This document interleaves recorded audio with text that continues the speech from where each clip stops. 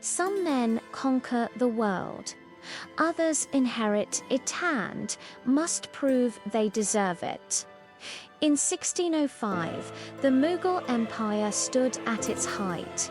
Its borders stretched across much of the Indian subcontinent. Its wealth dazzled the world, and its architect, Akbar the Great, was gone. In his place rose his son, Nur Muhammad, King Jahangir. But King Jahangir's path to the throne was stained with doubt. Years earlier, he had rebelled against his own father, hungry for power before his time. Though forgiven, the memory lingered like a scar. Now crowned emperor, King Jahangir faced a question history would not ignore. Could the son of Akbar rule without becoming a tyrant or a failure? This is the story of a ruler who chose justice over conquest, culture over chaos, and order over ambition even, as the greatest threats came from within his own family.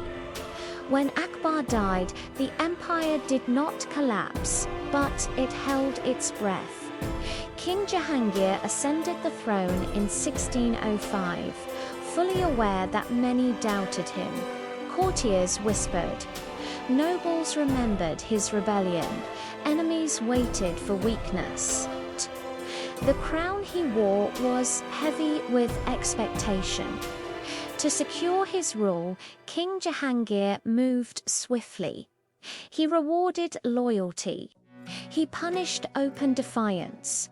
And he made one thing clear: this was not Akbar's reign continued.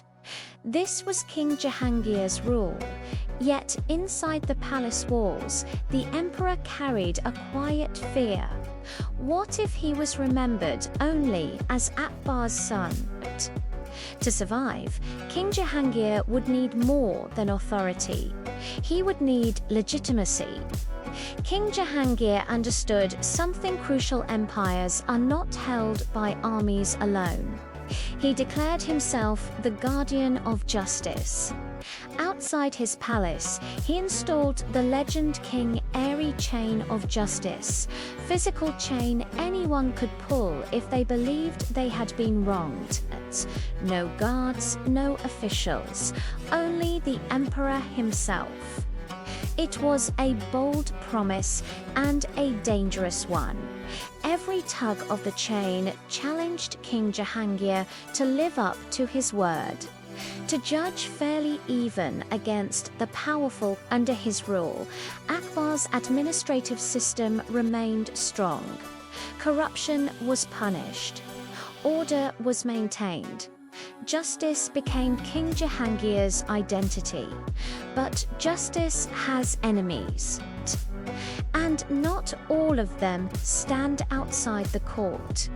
Though not obsessed with conquest, King Jahangir could not escape conflict.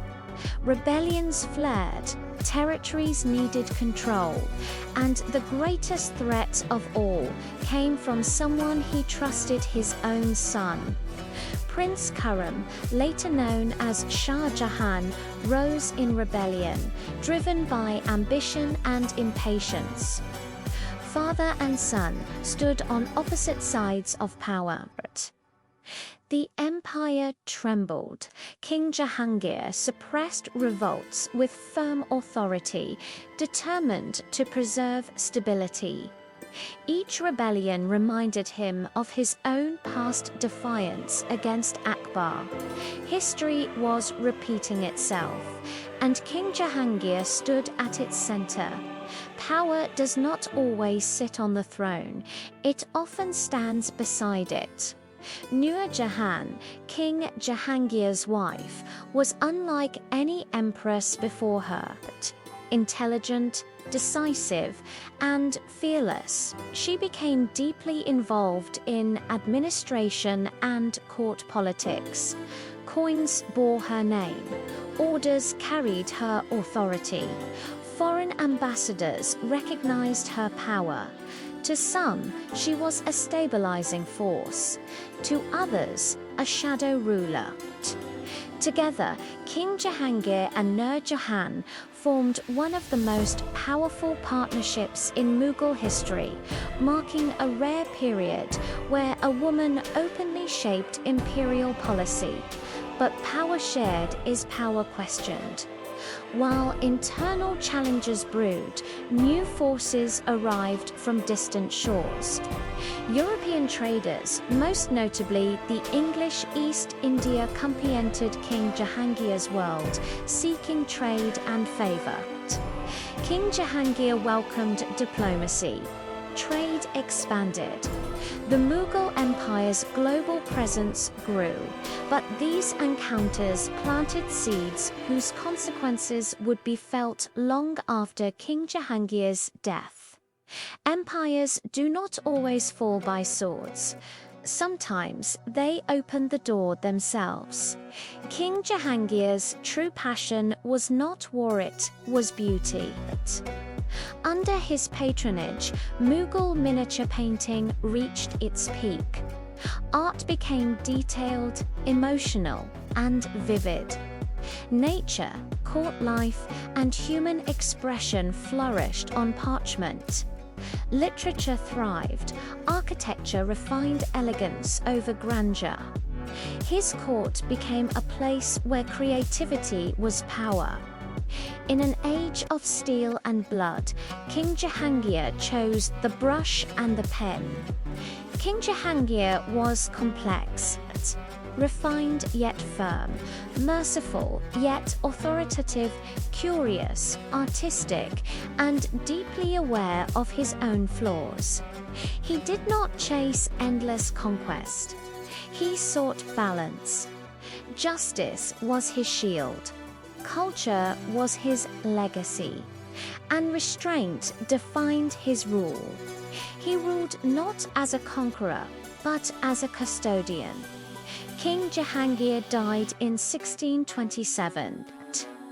He left behind a stable, wealthy empire ready for his son Shah Jahan, who would raise monuments that touched the sky.